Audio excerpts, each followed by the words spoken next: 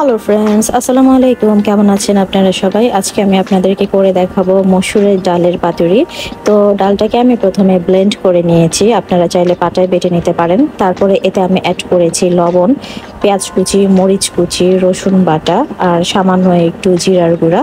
আর আপনারা যেভাবেই ডালের বড়া খেয়ে থাকেন ওভাবেই করবেন। আমি এখানে একটা কাঁকরোল পাতা নিয়েছি, তারপর কাঁকরোল পাতাটা মিনিট দুয়েকের মতন পানিতে ভিজিয়ে রেখেছি যেন পাতাটা একটু নরম হয় আর ফোল্ড করতে সুবিধা হয়। তো আমি যেভাবে দেখাচ্ছি ভিডিওতে আপনারা ঠিক ওভাবেই ফোল্ড করে নেবেন। আর নর্মাল ডালের বড়া থেকে এভাবে পাতায় মোড়ানো ডালের বড়া কিন্তু অস্বাভাবিক রকমের মজা হয়। আমি অল্প একটু তেল প্যানে গরম করে নিয়েছি, তারপরে আমি এটাকে ভেজে নিচ্ছি। বেশি তেলে ভাজতে গেলে এটা ভেঙে যেতে পারে, তাই সামান্য তেলে এটা ভাজতে হবে। আর একটু বেশি সময় নিয়ে ধৈর্য ধরে ভাজতে হবে, না হলে ভেতরটা কাঁচা থেকে যাবে। আমি এপিট ওপিট করে ভেজে নিচ্ছি। দেখুন আমার এক পাশ হয়ে এসেছে, তাই আমি উল্টে দিচ্ছি আরেক পাশ হওয়ার জন্য।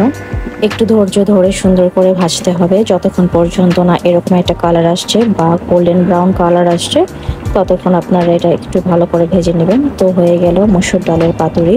এটা সাদা ভাত, পোলাও, খিচুড়ির সাথে বেশ জমে যায়। তো আজ এই পর্যন্তই। আল্লাহ হাফেজ।